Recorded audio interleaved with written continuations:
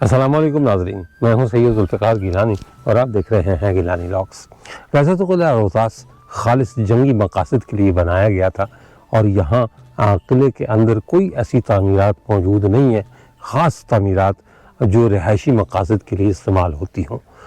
सिर्फ़ एक रानी रूपमती का महल और राजा मान सिंह की हवेली के अलावा कोई काबिल ज़िक्र इमारत रोहतास किले में मौजूद नहीं। कहते हैं कि जब ख़ानदान सूर के लोग यहाँ रहते थे तो वो भी यहाँ आर्जी खैमे लगा कर रहा करते थे, और जब मुग़ल बादशाहों ने यहाँ आना शुरू किया तो उन्होंने भी अपनी रिहाइश के लिए शाही खैमे लगवाए। अकबर के बारे में कहा जाता है कि उसने एक रात यहाँ गुजारी, गालिबन अटक जाते हुए, और इसी तरह जहांगीर के बारे में ये कहा जाता है कि उसने भी कुछ अरसा रोहतास में गुजारा, लेकिन उन्होंने जो वक्त यहाँ गुजारा वो खैमों में गुजारा, इमारतों में नहीं गुजारा।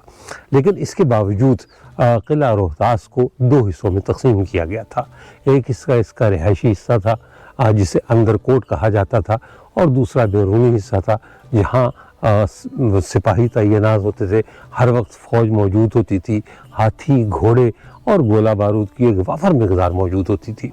इन दोनों हिस्सों को अलग करने के लिए एक दीवार बनाई गई थी जो अपने ज़माने में 1750 फुट लंबी दीवार थी, और उस दीवार को यानी अंदर कोट और बैरून कोट दोनों किलों को मिलाने के लिए जो दरवाज़ा बनाया गया था उसका नाम है शाह चांद वली गेट।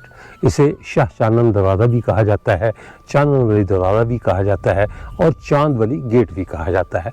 मैं इसे उसी अजीम शान गेट के सामने खड़ा हूँ। ये जो है वो चांद वली गेट है जो एक बुज़ुर्ग के नाम से, वली के नाम से मौसूम है।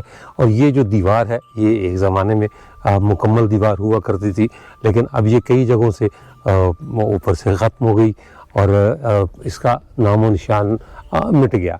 इसका बालाखाना भी था एक ज़माने में, लेकिन अब वो बालाखाना भी ख़त्म हो चुका है। और एक बात, इससे पहले कि मैं अंदर के अहाते में चलूँ, एक बात मैं आपको और बता दूँ कि ये जो हमारे यहाँ मुख्तलिफ़ मलबूसात के इश्तहारात बनते हैं टीवी के लिए, जो TVC जिन्हें कहा जाता है, उनमें से बेशतर इश्तहारात इसी चार दीवारी में शूट होते हैं।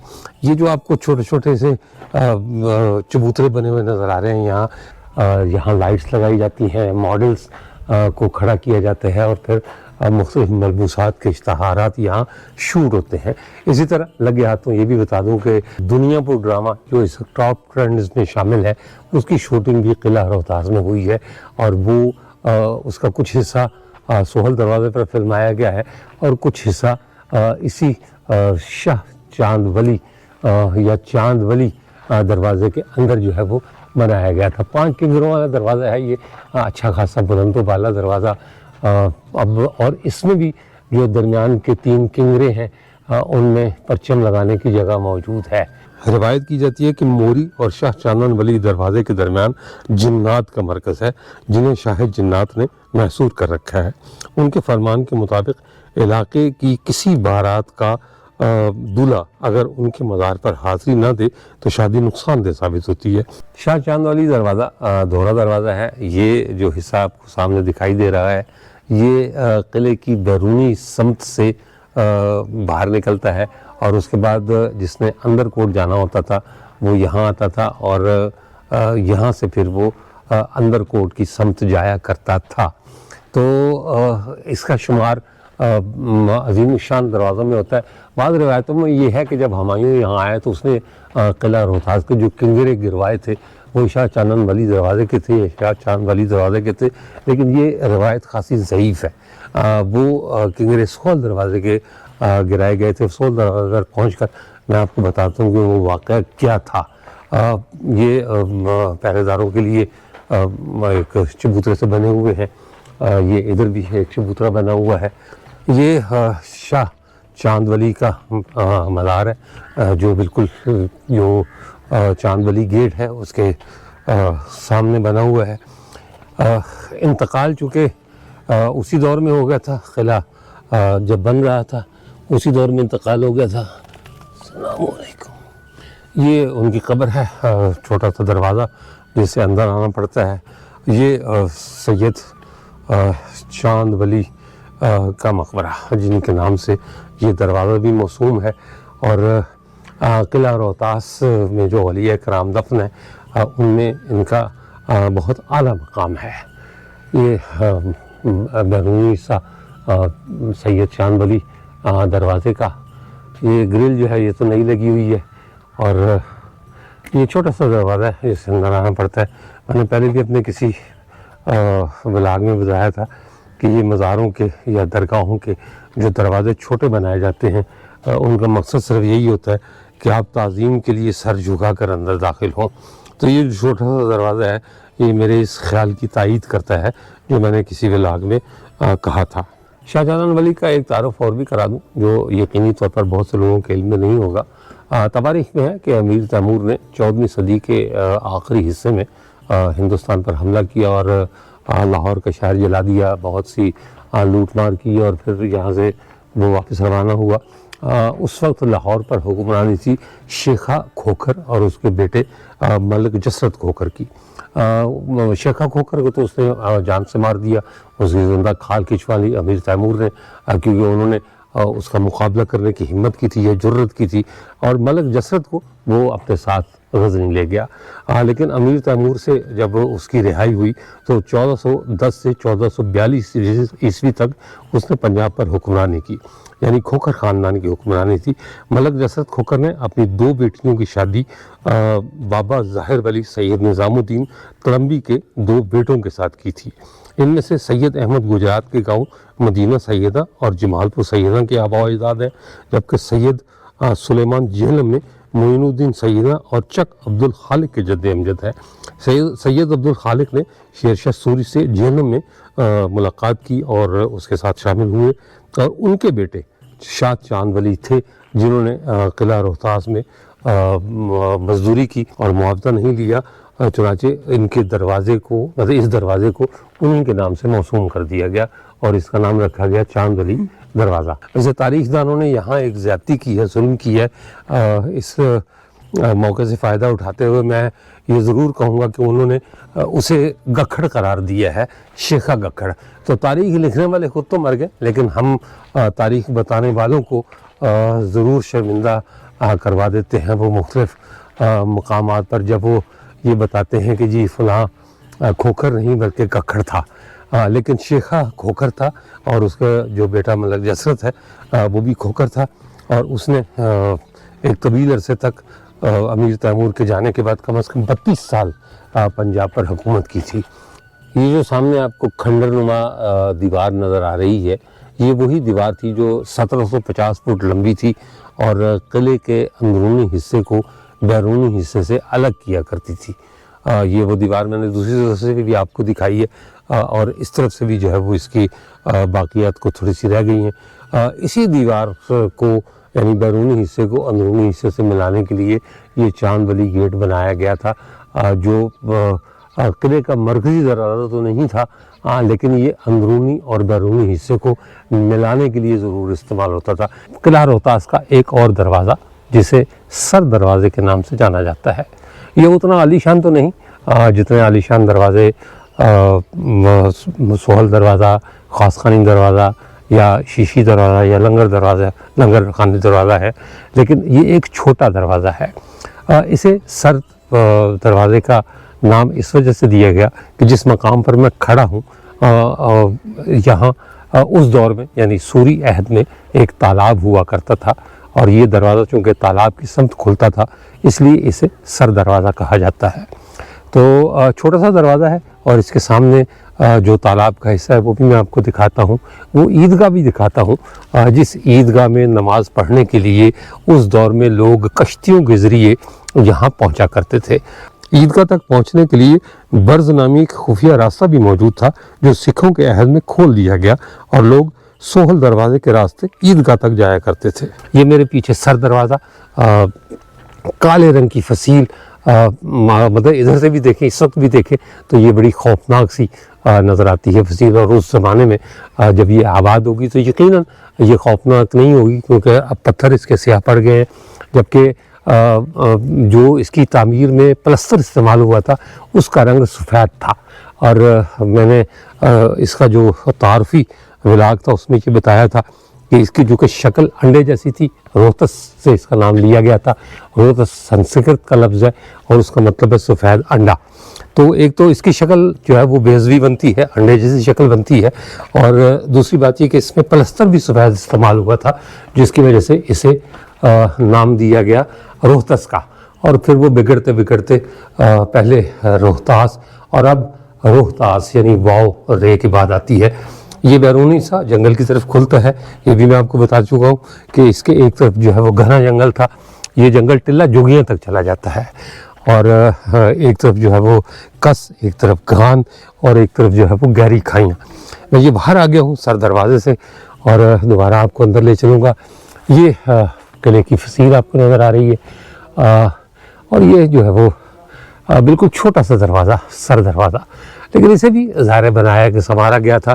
یہ الگ بات ہے کہ اب یہ اس کی محراب ٹوٹ گئی ہوئی ہے، ختم ہو گئی ہوئی ہے، اور 25 سے 30 فٹ جو ہے وہ فصیل کی چوڑائی تھی مختلف جگہوں پر، کچھ جگہوں پر یہ 30 سے 40 فٹ بھی تھی۔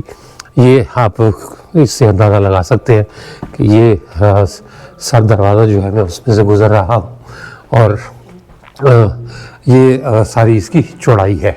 یہاں ایک ترامہ برج بھی ہے۔ کہتے ہیں کہ اس زمانے میں اس ترامہ برج میں جو لوہار تھے، ہنرمند تھے، وہ بیٹھا کرتے تھے اور سکے ڈھالا کرتے تھے اور مختلف اوزار بنایا کرتے تھے دھاتوں کی مدد سے، اس لیے اسے ترامہ برج کا نام دیا گیا۔ ترامہ برج کے سامنے چونکہ جنگل کی وجہ سے راستہ مسدود ہو گیا ہوا ہے اور جھاڑیاں ایسی ہیں کہ ان میں سے گزرا نہیں جا سکتا، لہذا سیڑھیوں پر سے چڑھ کے فصیل پر جانا پڑے گا، اس کے پہلے چبوترے پر، اور پھر جو ہے وہ ترامہ برج پہنچا جا سکتا ہے۔ تو یہ میں سیڑھیاں چڑھ رہا ہوں فصیل کے جو پہلا چبوترا کہہ لیں۔ یہاں ویسے ایک ہی چبوترا ہے، اور اس کے اوپر یہ دوسرا چبوترا ہے جہاں جو ہے وہ توپچی وغیرہ کھڑے ہوتے تھے۔ آگے سیڑھیاں چڑھیں گے اور پھر واپس آئیں گے ترامہ برج جانے کے لیے، کیونکہ یہی ایک واحد راستہ ہے جہاں سے وہاں تک پہنچا جا سکتا ہے۔ یہ دیکھیں اتنی چوڑی فصیل ہے کہ آج کل کی بعض سڑکیں بھی اتنی چوڑی نہیں ہیں جتنی چوڑی یہ فصیل بنی ہوئی ہے۔ مزید آگے سیڑھیاں چڑھیں گے اور اس کے اوپری چبوترے تک ہم پہنچیں گے اور پھر وہاں سے ترامہ برج جائیں گے۔ یہ سارا قلعہ کا وسیع قلعہ، جس کی وسعت کا صرف اندازہ ہی لگایا جا سکتا ہے کہ یہ کتنا وسیع ہوگا۔ تو یہ جناب سیڑھیاں ہیں اور اللہ جانے کیسے چڑھیں گے، لیکن کوشش کر رہے ہیں کہ کہیں پھسلے نہ۔ اوہ شاباش ہے، ایک درخت کی شاخ کو میں نے پکڑا ہے، پتہ چلا کہ شاخ بھی نیچے اور میں بھی نیچے۔ ہاں واہ، یہ ایک اور برج پر ہم پہنچ گئے۔ پہلے اس کا ایک نظارہ کروا دوں آپ کو۔ وسیع برج، اور اس پر بھی باقاعدہ سڑک بنی ہوئی ہے۔ فصیل کیا سڑک ہے، میرا خیال ہے کچھ 1 2 3 4 گھوڑے تو بآسانی اس پر بھاگ سکتے ہیں۔ تو چل رہے ہیں ترامہ برج کی طرف۔ فصیل پر ہمارا سفر بالکل ایسی لگ رہا ہے جیسے کسی سڑک پر جا رہے ہوں۔ تو ترامہ برج پر پہنچ کر آپ سے بات ہوتی ہے۔ جی ہم پہنچ گئے ترامہ برج۔ یہ برج کا نظارہ آپ کے سامنے، اور اس برج میں ہنرمند کاریگر بیٹھا کرتے تھے۔ یہ ایک نیم دائرے کی شکل میں گڑھا بھی بنا ہوا ہے۔ اب یہ نہیں پتا کہ اس میں کوئی مشینیں لگی ہوئی تھیں یا ہاتھ سے وہ سارے کام کرتے تھے، لیکن یہ طے شدہ بات ہے کہ جو ہنرمند تھے وہ یہاں بیٹھا کرتے تھے اور یہاں وہ سکے وغیرہ ڈھالا کرتے تھے۔ یہ ترامہ برج، یہ جو سامنے آپ کو نظر آ رہی ہے یہ عیدگاہ ہے۔ یہ شیر شاہ سوری دور کی عیدگاہ ہے، اور اسی کے گرد وہ تالاب یا جھیل ہوا کرتی تھی جس میں لوگ کشتیوں کے ذریعے عید کی نماز پڑھنے کے لیے آیا کرتے تھے۔ پھر وہ تالاب بھی خشک ہو گیا اور عیدگاہ کا راستہ بھی بند ہو گیا، لیکن کہتے ہیں کہ سکھوں نے پھر وہ راستہ کھول دیا تھا۔ روہتاس قلعے کو سب سے زیادہ نقصان سکھوں نے پہنچایا۔ جو بھی یہاں قیمتی پتھر لگے ہوئے تھے انہیں جو ہے وہ انہوں نے اتار لیا، اور اس قلعے کے دروازوں کی جو خوبصورتی تھی اسے جی بھر کر بگاڑا۔ یہ سوری دور کی عیدگاہ اور اس کے پیچھے آپ کو تالاب نظر آ رہا ہوگا، اسی کی وجہ سے اس دروازے کا نام سر دروازہ تھا۔ اور یہ جھیل، تالاب، یہ سارا کچھ اکٹھا تھا، کشتیاں چلا کرتی تھی چھوٹی، لیکن اب سارا کچھ خشک ہو گیا، ویران ہو گیا۔ لوگوں کو میرا خیال یاد بھی نہیں ہوگا کہ یہاں کبھی جھیل تھی یا اسے سر دروازہ کیوں کہا جاتا تھا۔ ورثے ویسے تو سنبھالنے کے لیے ہوتے ہیں، لیکن ہماری بدقسمتی یہ کہ ہم ان ورثوں کو سنبھالتے نہیں ہیں اور کوشش ہی نہیں کرتے ہم سنبھالنے کی۔ عیدگاہ جو میں نے آپ کو اوپر سے دکھائی تھی، اب اس کا میں نیچے سے آپ کو نظارہ کروا رہا ہوں، اور ادھر سے میں آپ کو وہ تالاب بھی نزدیک سے دکھا دوں جس کی وجہ سے اس کو سر دروازے کا نام دیا گیا۔ جھاڑیوں میں چھپ چکا ہے اب تو سارا کچھ، سر بھی پاؤں بھی، کسی کو یاد ہی نہیں ہوگا کہ یہاں کبھی پانی کا ذخیرہ ہوا کرتا تھا۔ اور یہ میرا خیال ہے کہ جانوروں کے لیے ہوتا تھا پانی کا ذخیرہ، کیونکہ اس طرح کھلا نہیں چھوڑا جاتا، جو پینے کا پانی ہوتا ہے خاص طور پر اسے۔ یہ جناب میرا خیال ہے کہ غلط آ گیا ہوں یا راستہ ہی ایسا، جی راستہ ہی ایسا ہے۔ یہ پانی کا تالاب اچھا خاصا گہرا تالاب ہے، بھینسیں، گائے اور چھوٹے چھوٹے بچڑے جو ہے وہ اس میں چر رہے ہیں۔ یہ چھوٹا سا راستہ ہے جس میں سے میں گزرنے کی کوشش جو ہے وہ کر رہا ہوں، اور کامیاب ہو گیا ہوں میں دوسرے حصے تک پہنچنے میں۔ یہ جو ہے سر تالاب اور سر دروازے کی وجہ تسمیہ، پرانے درخت برگد کے، بچوں کے جھولے لٹکے ہوئے، یہ بھی درخت میں صحیح نظر آ رہا ہے آپ کو، ایک پرانا درخت۔ یہ قبرستان ہے روہتاس گاؤں والوں کا۔ یہ قلعہ روہتاس کا ایک کونا، مشرقی کونا آپ اس کو کہہ سکتے ہیں، یہ کھلا میدان، اور میں یہاں آیا ہوں، یہاں بھی کانٹے جگہ جگہ بچھے ہوئے ہیں۔ یہ ایک دروازہ نظر آتا ہے اور لوگ اسے دروازہ ہی سمجھتے ہیں کہ یہ بھی کوئی دروازہ ہے، لیکن یہ دروازہ ہے نہیں۔ میں آپ کو جو ہے وہ اس میں کیا مطلب حقیقت ہے اور یہ اصل چیز کیا ہے، یہ میں آپ کو وہاں پہنچ کر بتاتا ہوں۔ جھاڑیاں، کانٹے کچھ پاؤں کو بھی لگے ہیں، لیکن ابھی تک کوئی اس کا تلوا چیر کر پاؤں تک پہنچا نہیں۔ یہ آگے آگے یہاں کے مستقل باسی، تو یہ ایک برج ہے، یہ دروازہ نہیں ہے۔ کچھ لوگوں نے اس کو دروازہ ڈکلیئر کیا ہے اور یہ کہا ہے کہ جی روہتاس فورٹ کے 12 نہیں 15 دروازے ہیں۔ یہ برج ہے اور یہ کسی فوجی افسر کی رہائش کا ہوا کرتی تھی، جو اس زمانے میں یعنی شیر شاہ سوری کے عہد میں جو یہاں ہوتا تھا۔ ہر دور میں کوئی نہ کوئی بندہ یہاں ضرور رہا ہے۔ بنیادی طور پر یہ برج ہے، یہ اوپر جو ہے وہ برج کی چھت نظر آ رہی ہے۔ یہ گوپرو میں یہی خرابی ہے کہ تھوڑا سا اندھیرا ہوتا ہے تو اس کی بینائی جواب دے جاتی ہے، یہاں بھی یہی ہوا ہے۔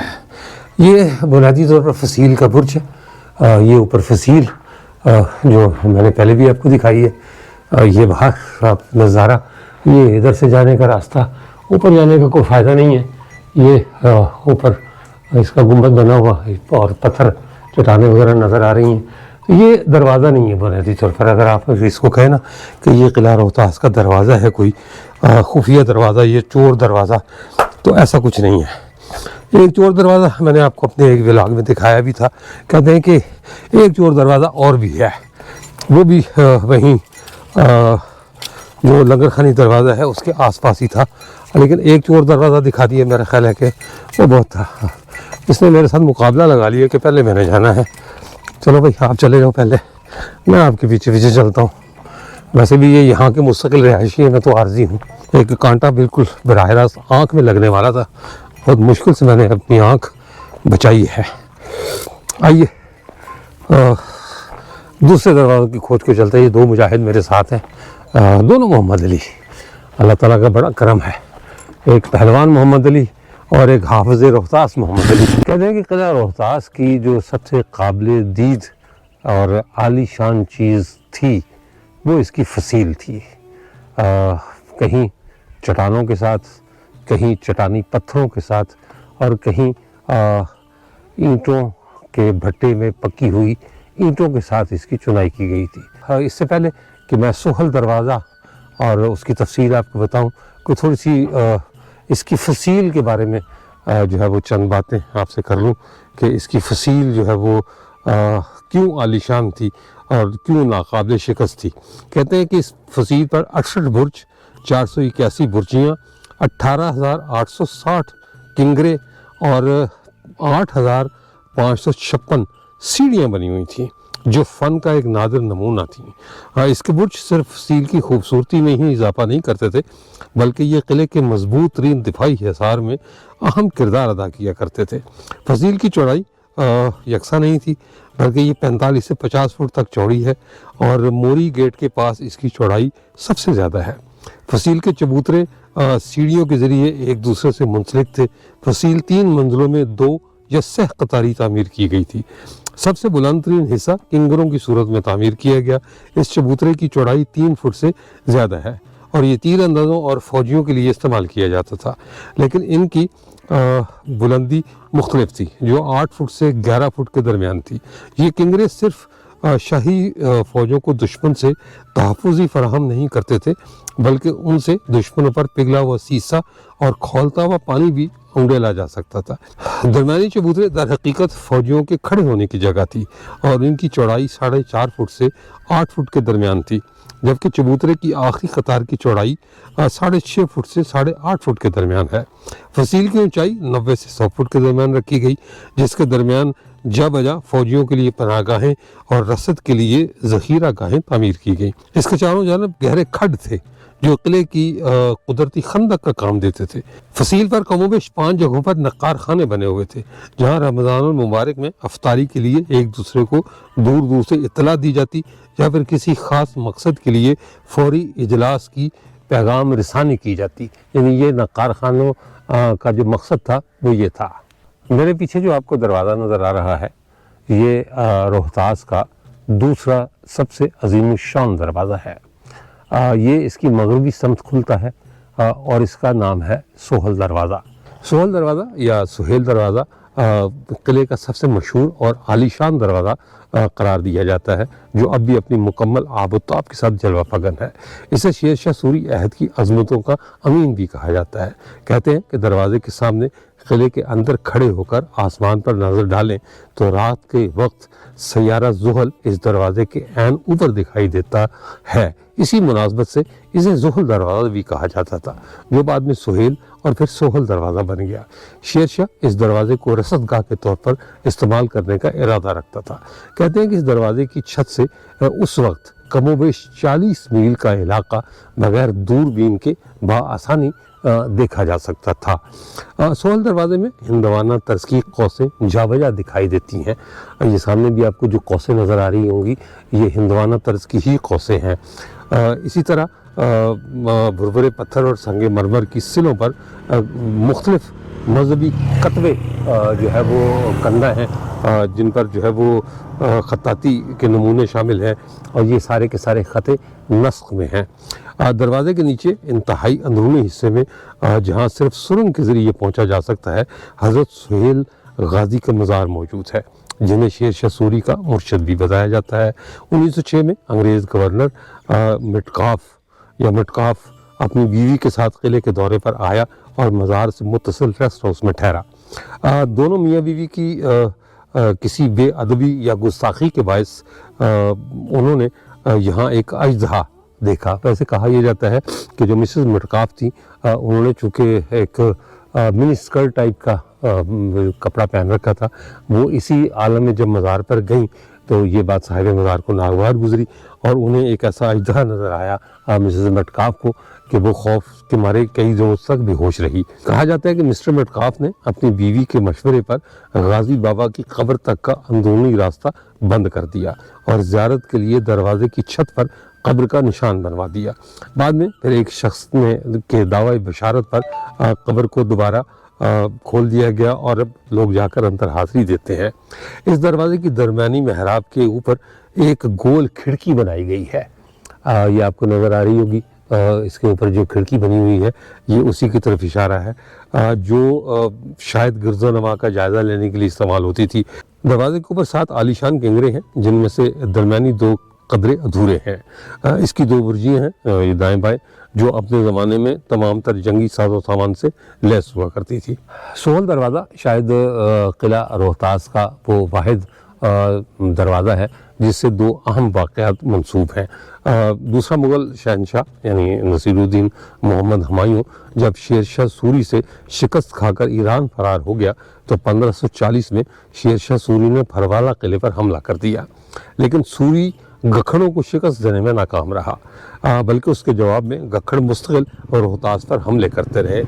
شیر شاہ سوری کے مرنے کے بعد اس کے بیٹے اسلام شاہ سوری نے بھی مغلوں کے اتحادی اور پٹوہار کے گکھڑ حکمران سلطان سارنگ خان کو سور خاندان کی بادشاہ تسلیم کرنے اور حمایت کا پیغام بھیجا، لیکن سلطان سارنگ خان نے مغلوں سے بے وفائی سے انکار کر دیا۔ اسلام شاہ سوری کے حکم پر سلطان سارنگ خان اور گکھڑوں کے خلاف فوج کشی کی گئی۔ 1546 میں منکیالہ اور موجودہ گھوڑا راجگان کے علاقے میں ہونے والی جنگ میں گکھڑوں کو شکست ہوئی۔ سلطان سارنگ خان کے 16 بیٹے اس جنگ میں مارے گئے، جبکہ بعض روایات کے مطابق سلطان سارنگ خان کو گرفتار کر کے قلعہ روہتاس لایا گیا، اس کی زندہ کھال کھینچی گئی اور لاش کو کئی روز تک اسی دروازے پر لٹکائے رکھا گیا۔ دوسرا واقعہ بھی نصیر الدین ہمایوں کے حوالے سے ہی ہے کہ جب 1555 میں وہ واپس آیا ایران سے اور اس ارادے سے واپس آئے کہ اس نے ہندوستان پر اپنا قبضہ واپس لینا ہے، تو وہ سب سے پہلے پھروالہ پہنچا۔ کہتے ہیں کہ 11 سالہ شہزادہ جلال الدین محمد اکبر یا خالی اکبر، اس زمانے میں جلال الدین تو نہیں تھا کیونکہ بادشاہ نہیں بنا تھا، تو 11 سالہ اکبر جو ہے وہ اس کے ساتھ تھا۔ پھروالہ میں جو ہے وہ انہوں نے قیام کیا اور اس کے بعد ہمایوں پھروالے سے 100 کلومیٹر کے فاصلے پر یہاں قلعہ روہتاس پہنچا۔ وہ یہ عظیم الشان قلعہ دیکھ کر حیران رہ گیا۔ اس نے اپنے لوگوں سے جو اس کے ساتھ تھے ان سے پوچھا کہ یہ قلعہ کس کا ہے، کس نے بنوایا ہے؟ تو یہ پتہ چلا کہ جی یہ قلعہ اس کے دشمن یعنی شیر شاہ سوری نے بنوایا ہے۔ ہمایوں کو سخت غصہ آیا اور اس نے فوری طور پر قلعے کو مسمار کرنے کا حکم دے دیا، لیکن کہتے ہیں کہ بیرم خان ہمایوں کا بہت ہی معتمد تھا، معتمد اعلیٰ یا معتمد خاص تھا۔ اس نے ہمایوں کو یہ بات سمجھائی کہ اب یہ اسلامی ورثہ ہے، اس پر جو ہے وہ لوگوں کے یعنی عوام کے کروڑوں روپے خرچ ہوئے ہیں، لہذا آپ مہربانی کریں، کوئی رحم کھائیں عوام پر اور اسے مسمار کرنے کا حکم واپس لے لیں۔ ہمایوں کے ساتھ اس وقت بیرم خان بھی موجود تھا۔ کہتے ہیں بیرم خان جو ہے وہ بہت عقل مند اور دانا آدمی تھا۔ اس نے جب ہمایوں کا یہ حکم سنا تو اس نے یہ مشورہ دیا ہمایوں کو کہ قلعے کو نہ گرایا جائے کیونکہ اب یہ اسلامی ورثہ ہے اور اس پر عوام کے کروڑوں یا لاکھوں روپے خرچ ہوئے ہیں، تو آپ اپنے حکم کو برقرار رکھنے کی خاطر کسی دروازے کے کچھ کنگرے گروا دیں تاکہ آپ کی قسم بھی پوری ہو جائے، حکم بھی پورا ہو جائے اور قلعہ بھی بچ جائے۔ تو کہا یہ جاتا ہے کہ سہل دروازے کے 3 کنگرے گرا دیے گئے تاکہ بادشاہ کے حکم کی لاج رکھی جا سکے، اور بعد میں وہ 3 کنگرے دوبارہ تعمیر کیے گئے سہل دروازے کے، اور قلعہ روہتاس بھی بچ گیا، سہل دروازہ بھی بچ گیا بیرم خان کی عقل مندی کی وجہ سے۔ اب گو کہ کوئی بیرم خان اور کوئی ہمایوں زندہ نہیں، لیکن قلعے کے اندر جو گاؤں آباد ہے یعنی وہ منڈی گاؤں جو کبھی پہلے باہر ہوا کرتا تھا، اب اس کے لوگ یہاں آباد ہیں، صدیوں سے آباد ہیں اور وہ اس کو اپنی ملکیت سمجھتے ہیں۔ انہوں نے قلعے کی ایسی حالت کر دی ہے کہ اب نہ کسی کو اسے قلعے کی کسی دیوار کو گرانے کا حکم دینے کی کوئی ضرورت نہیں، بلکہ انہوں نے خود ہی اس کی دیواروں کا یہ حال کر دیا ہے کہ یہ اب قلعہ نہیں رہ گیا، بلکہ اگر اس کو پاکستان کا سب سے بڑا کھنڈر کہا جائے تو غلط نہیں ہوگا۔ اس کے ساتھ ہی اجازت دیجیے، انشاءاللہ تعالی اگلے ولاگ میں دوبارہ ملاقات ہوگی، تب تک کے لیے اللہ حافظ۔